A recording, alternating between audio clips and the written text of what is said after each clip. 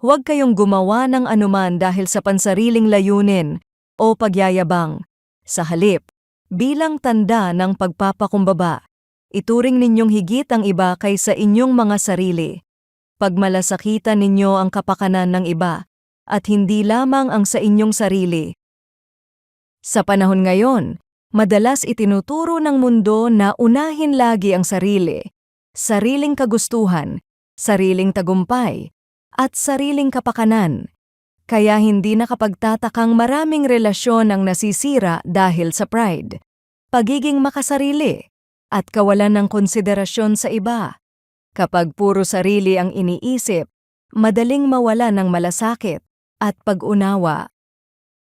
Sa Philippians 2, pinaaalalahanan ni Pablo ang mga mananampalataya na mamuhay ng may kababaang loob at pagmamalasakit. Ang tunay na kababaang loob ay hindi pagmamaliit sa sarili, kundi ang pagkakaroon ng pusong marunong magbigay halaga sa iba. Ito ang uri ng pag-uugaling malinaw na nakita kay Kristo. Handa siyang maglingkod at magsakripisyo alang-alang sa iba. Hindi madaling isabuhay ang ganitong uri ng kababaang loob.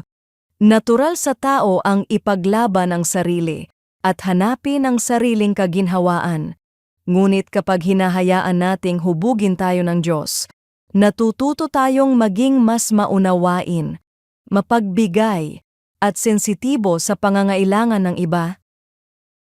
Minsan, ang simpleng pagbibigay ng oras, pakikinig, pag-unawa, o pagtulong ay malaking pagpapala na para sa isang taong mabigat ang pinagdaraanan. Hindi kailangang enggrande ang pagmamahal. Madalas, nakikita ito sa maliliit, ngunit taos-pusong gawa ng kabutihan at malasakit. Sa mundong puno ng kompetisyon at pag-uunahan, naway maging mga tao tayong marunong magpakumbaba, makinig, at magmalasakit sa kapakanan ng iba. Ang pusong marunong magmahal at maglingkod ay sumasalamin sa biyaya at kabutihan ng Diyos.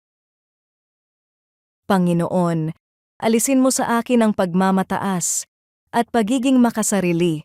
Turuan mo akong magkaroon ng mapagpakumbabang espiritu na tunay na nagmamalasakit sa iba. Tulungan mo akong maging sensitibo sa kanilang pangangailangan at handang magmahal hindi lang sa salita kundi pati sa gawa. Naway makita sa paraan ng aking pamumuhay ang iyong kabutihan at biyaya. Sa pangalan ni Jesus, Amen.